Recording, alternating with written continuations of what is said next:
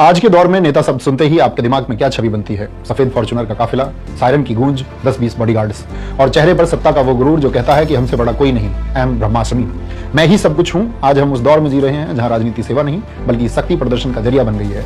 रैलियों में भीड़ तो बहुत है, पर उस भीड़ में लोगों का विवेक कहीं खो गया है। लेकिन प्यारे साथियों, जरा ठहरिए, इतिहास के पन्ने पलटिए और चलिए 3 दिसंबर 1884 की तारीख पर, जब बिहार की मिट्टी में एक ऐसे बच्चे ने जन्म लिया जिसने पूरी दुनिया को बताया कि असली राजा वो नहीं जो सिंहासन पर बैठकर राज करे, बल्कि वो है जो सिंहासन पर बैठकर भी फकीर बना रहे। मैं बात कर रहा हूं देश रत्न डॉक्टर राजेंद्र प्रसाद जी की। डॉक्टर राजेंद्र प्रसाद जी ऐसे व्यक्ति थे जिसकी एग्जाम कॉपी चेक करते समय परीक्षक ने उनकी कॉपी में लिखा था, the examinee is better than the examiner, यानी परीक्षार्थी परीक्षक से कहीं ज्यादा ज्ञानी है।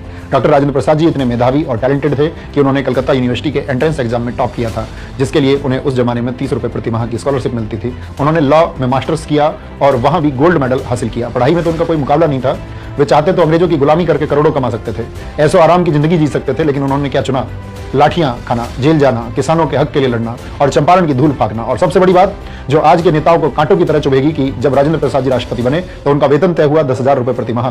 उस जमाने में यह बहुत बड़ी रकम थी, लेकिन इस संत राष्ट्रपति ने क्या कहा जानते हैं? उन्होंने कहा, मेरी जरूरत इतनी नहीं है कि मुझे इतना पैसा चाहिए।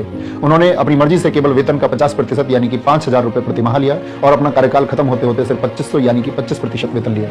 और साथियों, वो सिर्फ सादगी की मूर्त नहीं थे बल्कि एक मजबूत रीढ़ वाले राष्ट्रपति भी थे। राजेंद्र प्रसाद जी ने कई बार सरकार से अलग हटकर फैसले लिए, चाहे वो सोमनाथ मंदिर के पुनर्निर्माण और उद्घाटन पर जाने का फैसला हो या फिर हिंदू कोड बिल पर अपनी विभाग राय रखना हो। उन्होंने हमेशा यह साबित किया कि राष्ट्रपति संविधान का रक्षक होता है, सरकार का सेवक नहीं।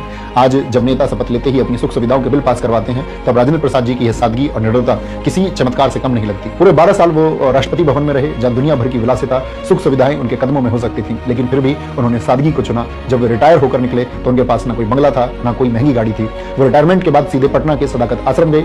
एक सीलन भरा कमरा, टूटी हुई खाट और फटे हुए मौजे, यही थी भारत के पहले राष्ट्रपति की कुल जमा पूंजी। और आज 3 दिसंबर उनके जन्मदिन पर मेरा सवाल देश के उन युवा और लोगों से है जो नेताओं की गाड़ियों के पीछे भागते हैं, नेताओं के बहकावे में आकर सोशल मीडिया पर अंधभक्त बनकर धर्म जात पात के नाम पर अपने भाई बंधु को गालियां देते हैं। इस देश में जो जितना बड़ा भ्रष्टाचार करे वो उतना बड़ा नेता होता है।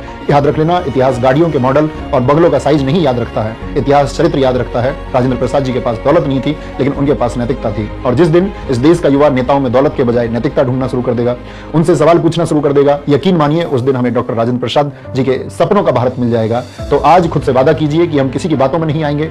कभी भी फैसला लेने से पहले हम अपने विवेक का इस्तेमाल करेंगे। हम भक्त नहीं बल्कि जागरूक नागरिक बनेंगे, क्योंकि देश को शोर मचाने वालों की नहीं, सादगी से देश हित में काम करने वालों की जरूरत है। आज सादगी की मूर्त डॉक्टर राजेंद्र प्रसाद जी के जन्मदिन पर मेरा उनको नमन। जय हिंद, जय मां सरस्वती।